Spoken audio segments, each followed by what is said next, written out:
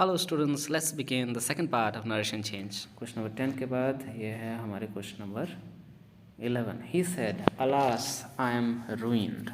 Alas, हाय, मैं बर्बाद हो गया, मैं लुट गया. इसको alas से एक्सप्रेस करते हैं. ये किस टाइप का सेंटेंस, अगर मैं पूछूं किस टाइप का सेंटेंस है, तो ये हो गया हमारे एक्सक्लेमेटरी सेंटेंस. एक्सक्लेमेटरी सेंटेंस विस्मय सूचक है, विस्मय आदि बोधक सेंटेंस जो है वो हो गया हमारे. राइट, एक्सक्लेमेटरी सेंटेंस हो गया. इसको कैसे लिखेंगे? इसको हम सिंपली लिखेंगे कि ही एक्सक्लेम्ड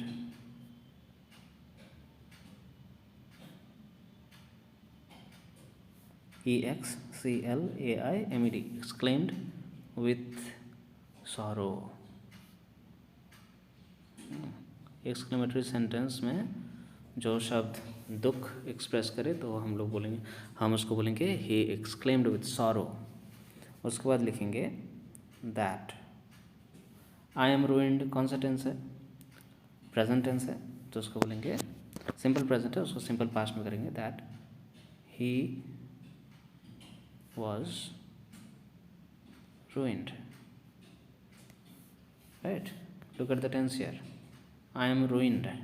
Right, ये सिंपल प्रेजेंट है या प्रेजेंट इंडेफिनिट है, उसको हम कर रहे हैं he was ruined.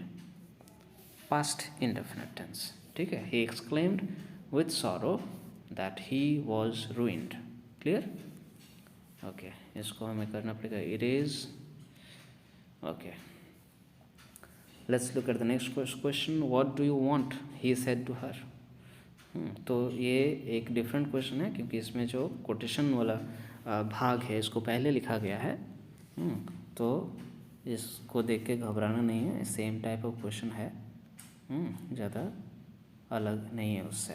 एक क्वेश्चन है, पूछ रहा है. ही सेड टू हर, लड़के ने एक लड़की से पूछा. Right, what do you want, तुम क्या चाहती हो? तो हम सिर्फ बोलेंगे कि ही आस्क्ड इस्तेमाल करेंगे, पूछा क्योंकि पूछ रहा है. He asked her. राइट, ये व्हाट आ जाएगा यहाँ पर. कौन सा व्हाट? इधर वाला जो व्हाट है वो हम यहाँ लिखेंगे, दैट नहीं लिखेंगे, क्योंकि ये इंट्रोगेटिव सेंटेंस है, प्रश्न सूचक वाक्य है. He asked her what do you want जो है, ये यू कौन है? इस ही ने बोला, लड़के ने बोला लड़की को, तो ये यू शी है. He asked her what she wanted. WANTED.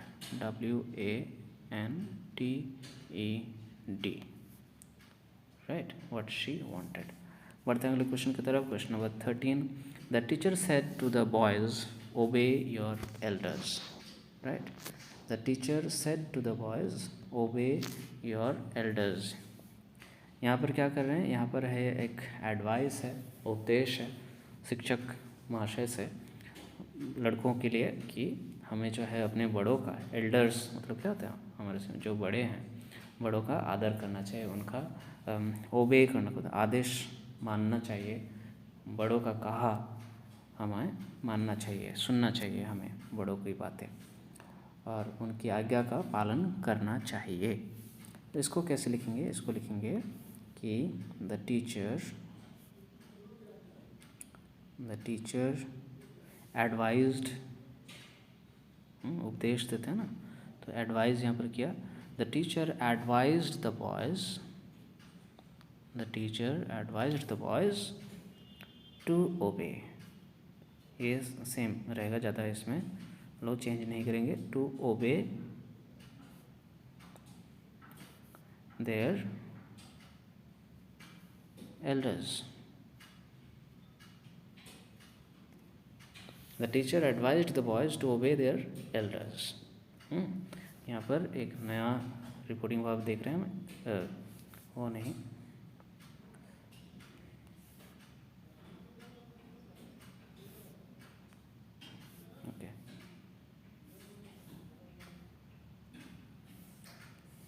यहाँ पर एक नया रिपोर्टिंग वर्ब हम दिख रहे हैं, एडवाइज्ड मतलब उपदेश दिया, किनको, लड़कों को, बाकी सेम रहेगा, टू ओबे, वो योर जो है वो देयर हो जाएगा, है ना, एल्डर्स। ओके, जो क्वेश्चन होना चाहिए थोड़ा कट गया है, यह होना चाहिए, the principal, peon said to the principal, please give me some money, please give me some money।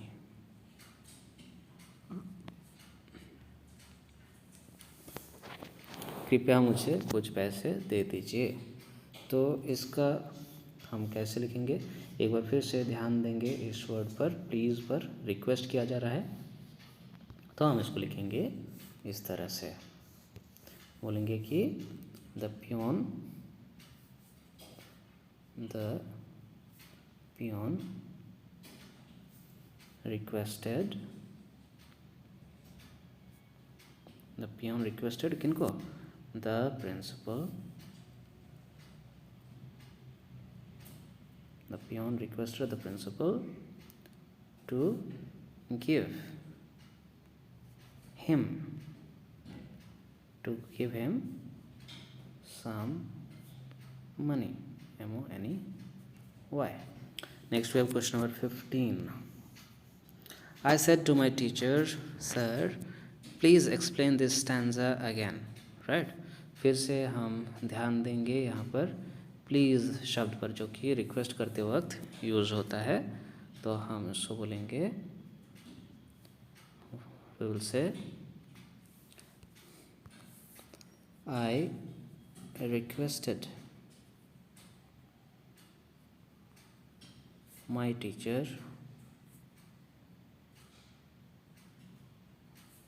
to explain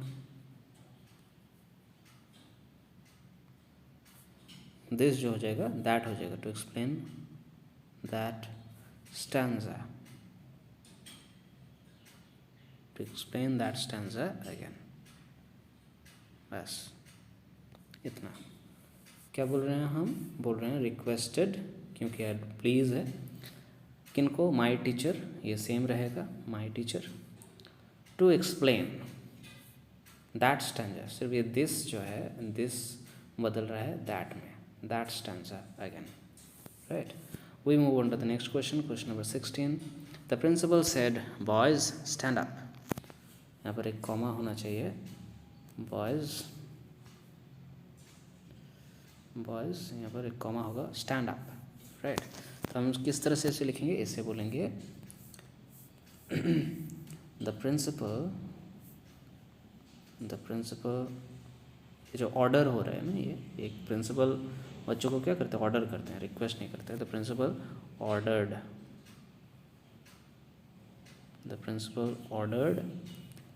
the boys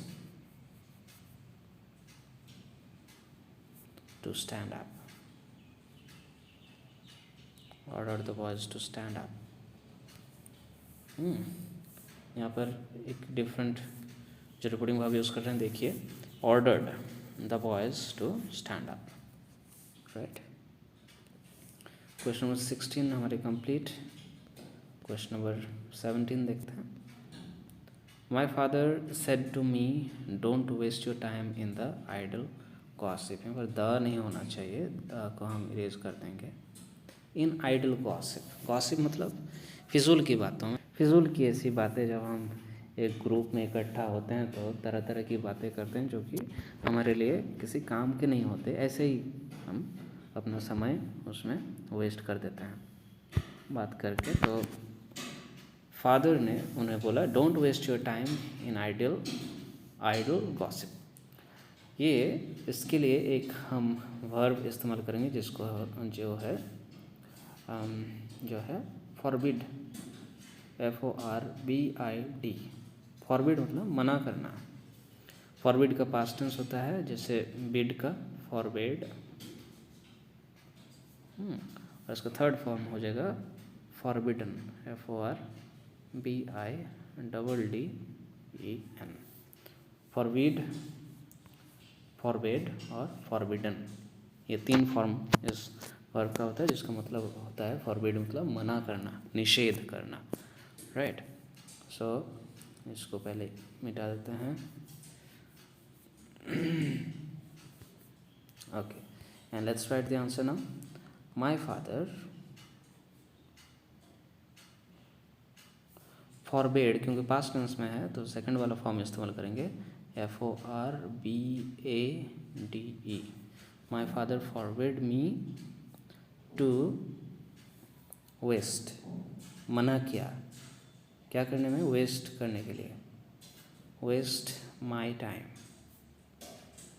मना किया मेरा टाइम वेस्ट करने के लिए, forbade me to waste my time in idle gossip, GOSSIP, gossip.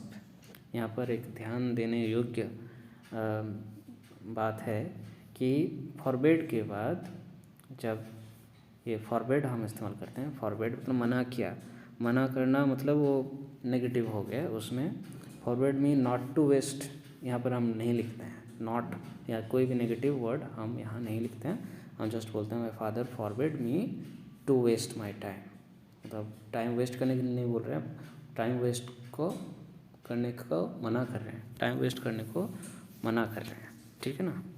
Okay, देखते हैं अगला question, question number 18। My friend said to me love is blind, प्यार जो है वो अंधा होता है।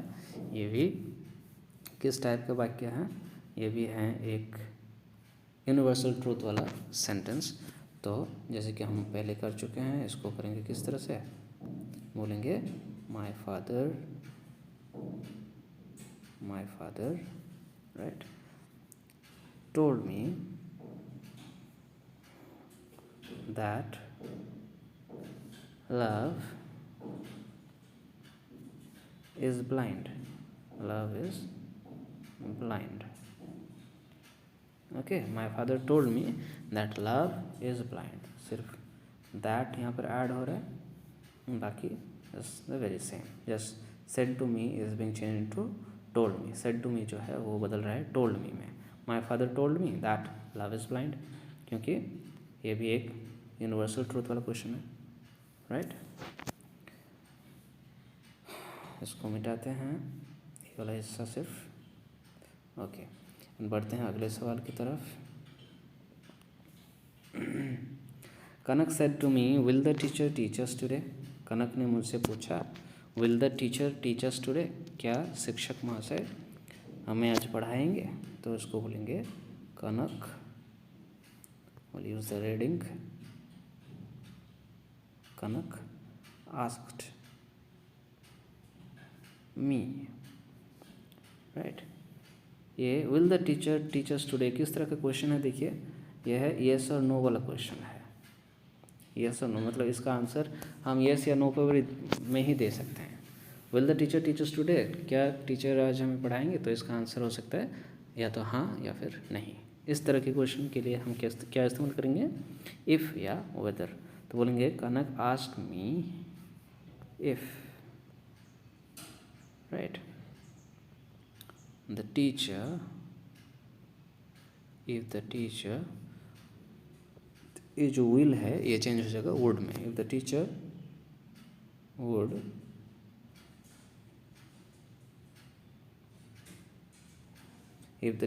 would teach them that day, today जो है वो चेंज हो जाता है दैट डे में। कनक आस्क्ड मी इफ़, क्योंकि ये येस और नो क्वेश्चन है, if the teacher would teach, will teach जो है वो हो जाता है वुड टीच देम, ये अस जो है वो हो रहा है देम, एंड टुडे जो है वो बन जा रहा है हमारे दैट डे, ठीक है। Now the last question of the day, she said to him let us play now, let us play, let us go, ये सब जो है सजेशन है एक तरह की, या फिर प्रपोजल है, प्रस्ताव, चलिए खेलते हैं, लेट अस प्ले नाउ, अभी खेलते हैं, ये एक प्रस्ताव है, तो प्रस्ताव को इंग्लिश में बोलेंगे प्रपोजल, और वर्ब जो है प्रस्ताव देना वो वर्ब है, वो होता है प्रपोज्ड। तो इसको हम लिखेंगे शी प्रपोज्ड